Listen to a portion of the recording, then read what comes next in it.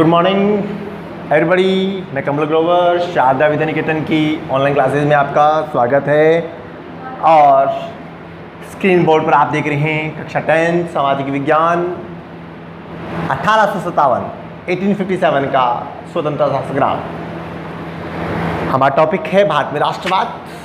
उसी सीक्वेंस में हमने शुरुआत की है नए टॉपिक के बारे में। हमारा नया टॉपिक है, अब तक हम लोगों ने अपनी पिछली क्लासेस के अंदर राष्ट्रपति संसद के बारे में स्टडी कर लिया है। आज हम लोग जो हैं बीच में टॉपिक को विराम देंगे और हम नए टॉपिक के बारे में बात करेंगे 1857 का स्वतंत्रता संग्राम। उम्मीद है आपको ये टॉपिक बहुत अच्छे से समझ में आ जाएगा।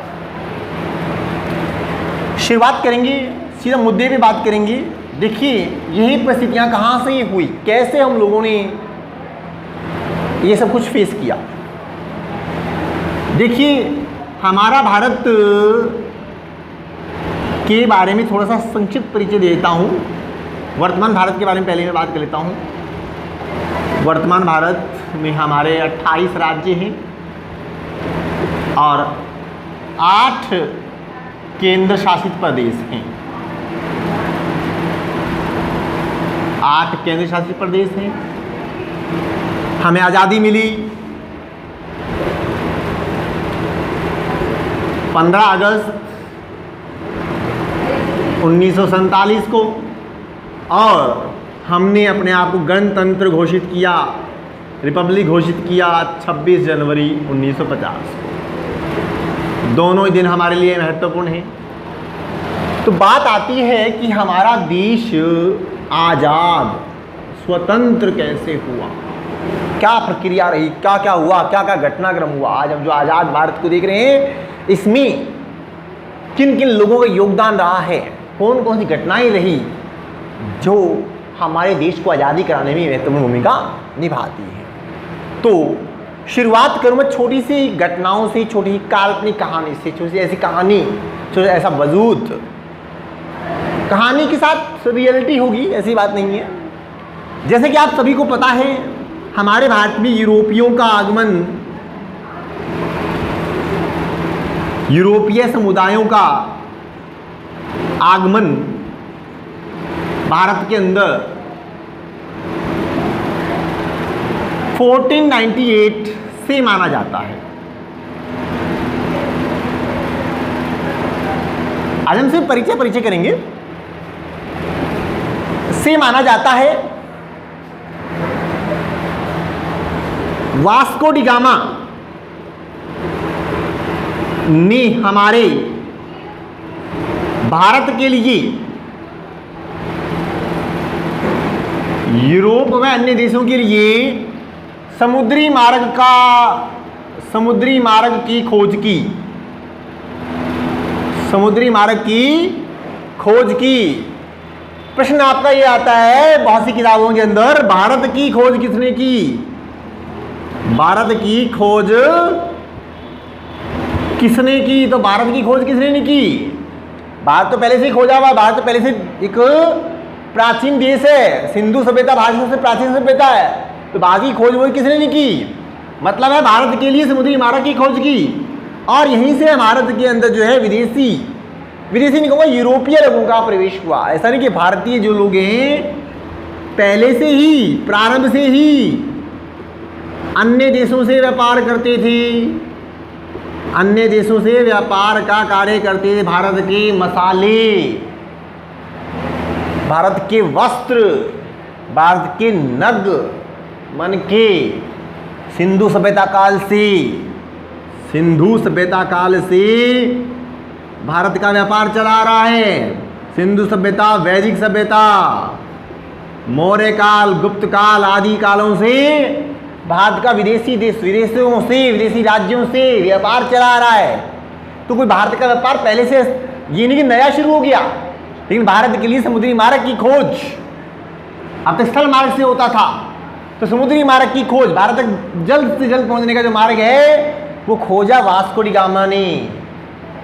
इटली निवासी, स्पेन निवासी, ये यूरोप, इटली, स्पेन जैसे देश जो हैं, इन्होंने भारत के लिए समुद्री मार्ग खोजा और भारत के अंदर ये व्यक्ति जो है केरल के कालीकट तट पर आया, केरल के कालीकट तट पर आया और यहीं से भारत की प्रक्रिया बदल गई। इसके बाद जो है यूरोपियों का आना शुरू हो गया और इसी क्रम में भारत में आए डच, स्पेनिश, स्पेन के लोग और फ्रांस के लोग आए और सबसे महत्वपूर्ण आए ब्रिटिशर्स, अंग्रेज। ये लोग भारत में व्यापार करने के लिए आए और मुख्य रूप से 31 दिसंबर 1600 के अंदर एक कंपनी स्थापित हुई। कंपनी का नाम था British east India company, east India company. England की कंपनी थी और इस कंपनी ने भारत में आकर के अपना व्यापार शुरू किया, भारत में आकर के व्यापार शुरू किया और धीरे धीरे करके भारत में व्यापार करते करते हमारे भारत के अंदर राज करने के लिए योजनाएं बनाई, प्लानिंग बनाई। कैसे बनाई देखिए, यहां मैं एक छोटी सी कहानी सुना देता हूं, छोटा सा 2 मिनट की। देखिए हमारा भारत जानते सभी जानते हैं कि मेलों का देश है, मेलों का देश है, बहुत से मेले पर्व लगते रहते हैं। तो ऐसे ही कोई भारत में मेला पर्व लगा हुआ था, ठीक है। तो ब्रिटिशर्स, अंग्रेजों ने देखा उस मेले में भीड़, और भीड़ भी कैसी मौज मस्ती मार रही थी। सभी लोग एक साथ घूम रहे थे, एक साथ एंजॉय कर रहे थे, आनंद ले रहे थे, मेले का मजे ले रहे थे। हम लोग जाते किस लिए? मजे लेने के लिए जाते हैं मेले के अंदर। तो मजे ले रहे थे हम लोग। तो अंग्रेजों को ऐसा लगा कि यहाँ तो हम केवल व्यापार ही कर सकते हैं। उन्होंने यहाँ आने से पहले सुना था कि यहाँ के राजा आपस में लड़ते हैं, यहाँ के लोग तो आपस में लड़ते हैं, पर यहाँ के देखा मेले के अंदर कि यहाँ सभी लोग तो मजे ले रहे हैं, सभी एक साथ हैं। कई तरह के राजा लोग वहाँ पे इकट्ठे हुए थे, कई लोग तरह की भीड़ भड़ाका खड़ा हुआ था। तो अंग्रेजों का ऐसा लगा कि यहाँ पे तो राज करना संभव नहीं है, यहाँ से तो व्यापार करके चले जाओ, यहाँ से तो माल वाल खरीदो, यहाँ से चले जाओ। थोड़ी देर में क्या हुआ, उस भीड़ के अंदर कोई धक्का मुक्की हो गई, धक्का मुक्की हो गई। धक्का मुक्की होते ही क्या हुआ, धक्का मुक्की होते ही आपस में लड़ना झगड़ना शुरू हो गया।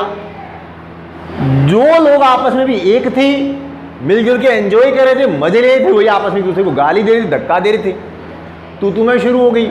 तब अंग्रेजों को लगा कि भैया यहां तो राज करना सबसे आसान है, और उन्होंने एक दिमाग में योजना बनाई और योजना का नाम था divide and rule. Divide and rule, Hindi में बोलते हैं फूट डालो राज करो। कहानी सुनिए। यूनियन स्ट्रेंथ, जिसमें 4 बैल हैं और एक शेर है। चारों बैल जब तक एक थे तब तक उनको तोड़ना, तब तक शेर के शिकार करना संभव नहीं था।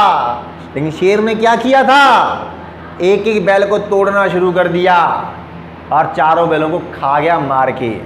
तो ऐसे ही हमारे भारत के क्या किया, देसी जो राज्य थे, देसी जो रियासतें थी, उनको तोड़ना शुरू कर दिया, उनमें आपस में फूट डालना शुरू कर दिया और हमारे भारत के अधिकांश हिस्सों पर राज करना शुरू कर दिया। एक राजा को लड़ाया दूसरे राजा से, और इसी लड़ाई में आपको पता होना चाहिए, मैं बहुत लंबी कहानी नहीं सुना रहा, मुद्दे पे आ रहा हूं। इसी लड़ाई के अंदर हमारा जो मुद्दा जो है, इसके बारे में मुख्य बात करेंगे।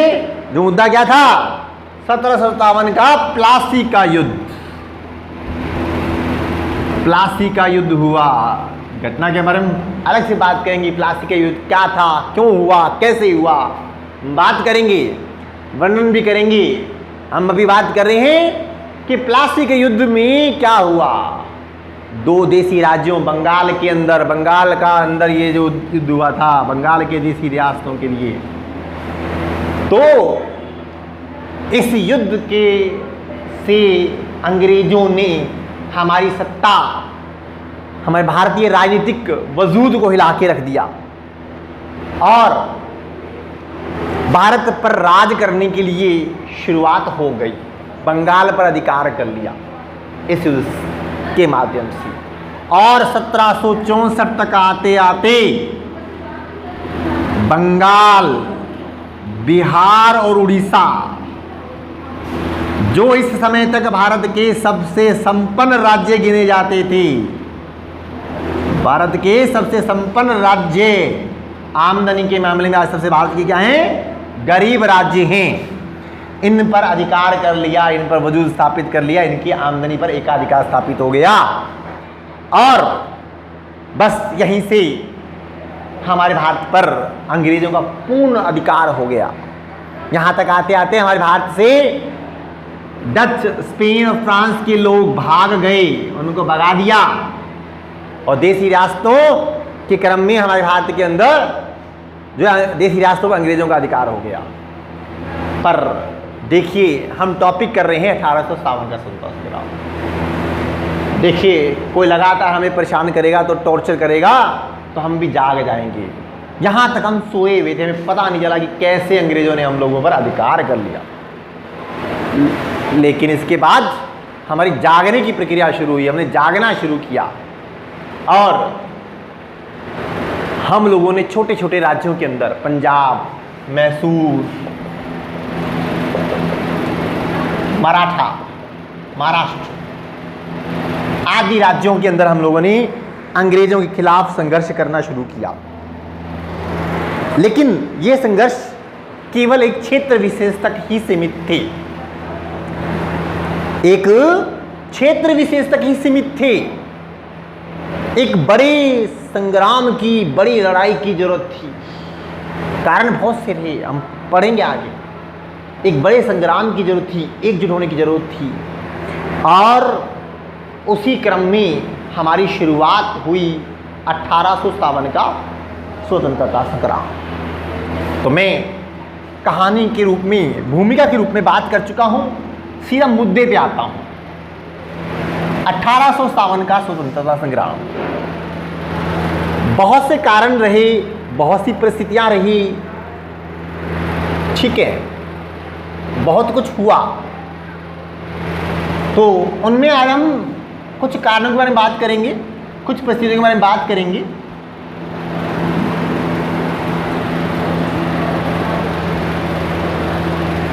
क्या कारण रहे कि ये संग्राम हुआ।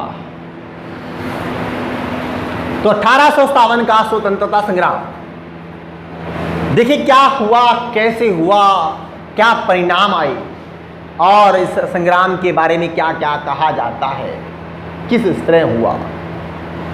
तो फिलहाल आज हम लोग पहले कब हुआ के बारे में बात करेंगे और कौन कौन से स्वतंत्रता सेनानी इसमें शामिल थे, बात करेंगे। देखिए 1857 का संग्राम जो है हमने पढ़ा है किताबों के अंदर 31 मई 1857 को ये जो संग्राम है शुरू हुआ पूरे भारत में। इस संग्राम का नेतृत्व जो किया वो किया मुगल सम्राट बहादुर शाह जफर। मुगल सम्राट बहादुर शाह जफर ने इस 1857 की क्रांति या संग्राम के प्रतीक जो थे वो थे कमल का फूल और चपाती। इस संग्राम की क्रांति, इस संग्राम को जो योजनाकार थे, इस क्रांति को बनाने वाले थे नाना साहेब तांत्या टोपे राणोजी बापू ये इसके योजनाकार थे। इन्होंने योजना बनाई थी कैसे कैसे हमें क्या क्या करना है। मुख्य केंद्र कौन कौन से थे? दिल्ली मुख्य केंद्र था, लखनऊ या अवध मुख्य केंद्र था, और झांसी जिसे हम भूल नहीं सकते मुख्य केंद्र था। और भी बहुत सारे केंद्र थे। बिहार जो है इसका मुख्य केंद्र था, बिहार में जगदीशपुर इसका मुख्य केंद्र था। चलिए बात कर लेते हैं इसके बाद के बारे में। झांसी में रानी लक्ष्मीबाई ने कमान संभाली थी।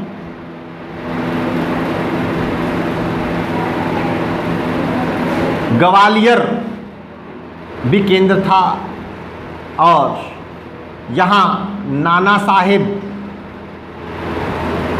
और तांत्या टोपे ने कमान संभाली।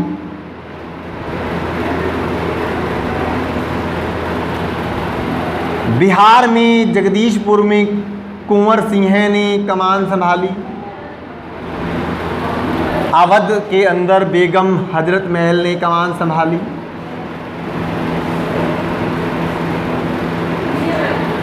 और दिल्ली में मुग़ल सम्राट बहादुर शाह